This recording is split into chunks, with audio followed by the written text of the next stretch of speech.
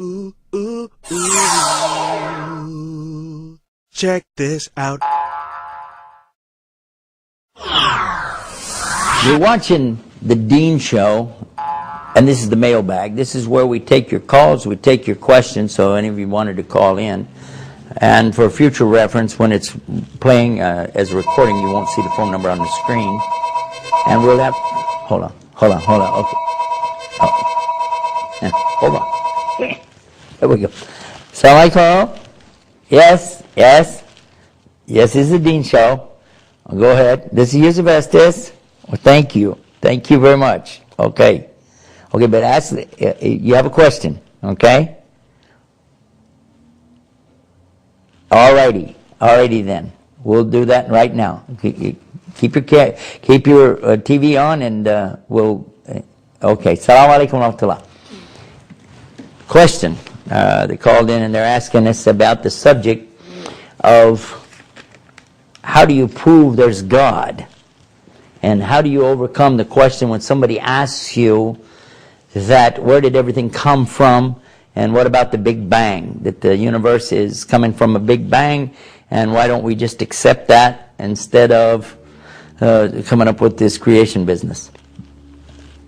Okay. One of the ways I like to explain it to our students is like this. It's pretty simple. First and foremost, if they're not Muslim, I always remind them that we say, thank you for asking me about my religion, refer to the Quran and the teachings of Muhammad, and make sure they understand that this is not something you're going to make up on the spot. Okay. The next thing, though, is to ask them, what would happen if I take a water glass and I walk out to the pavement and I drop it? And it'll shatter into many pieces, splintered and break, and it'll just be destroyed, glass everywhere. I say, what will happen if I bring another glass and drop it? They said, the same thing. I said, will it be exactly the same? They said, no, it'll be different every time, but it will always be shattered. All right.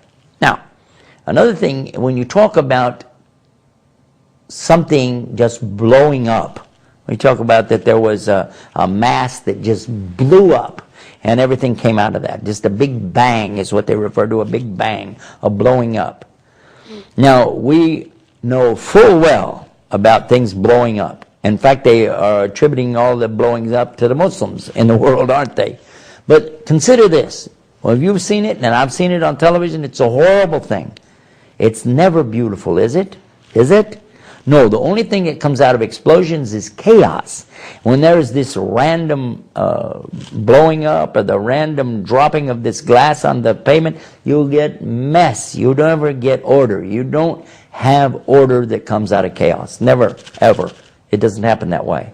So how would it be if a tornado went through a junkyard, a salvage yard, and picked all this metal up, the cars and old refrigerators, and threw them up into the air, spun them around, and then suddenly dropped them down, and it turns out that all of it was compact together and made a brand new Mercedes with the motor running.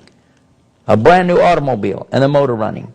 Would you accept that? You said, this is crazy. This is wilder than a Steven Spielberg sci-fi movie.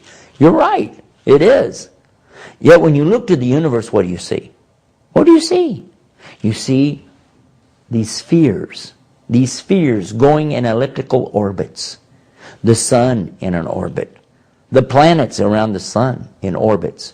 The moons going around the planets. They're in orbits too. And how is that? How does this come about? Stop and think about it. Is it possible that this kind of order comes from an explosion? Without a design, without a plan? And when you look to the microscope, you look at these molecules, and you know these also are what? These are round orbs. And the theory of the atom is the same thing, that you have a proton, an electron, a neutron, and these are also spheres going in orbits around other spheres. So what we find under the microscope, we find in the telescope as well. And who is it that designed this? How is this plan all coming together? And a molecule of protein could not be produced by accident if you took all the elements in the universe and slammed them together for billions and billions and billions of times. They would never ever form the first molecule of protein. And protein is the essence of life itself. We know that all life came out of water. And that's what it says in the Quran 1400 years ago. All life is brought out of water. Allah said that He brought life out of water. Go check it out. Go to scienceislam.com. Prove it for yourself. Okay, let's go back to the show. Already in progress. You're watching The Dean Show.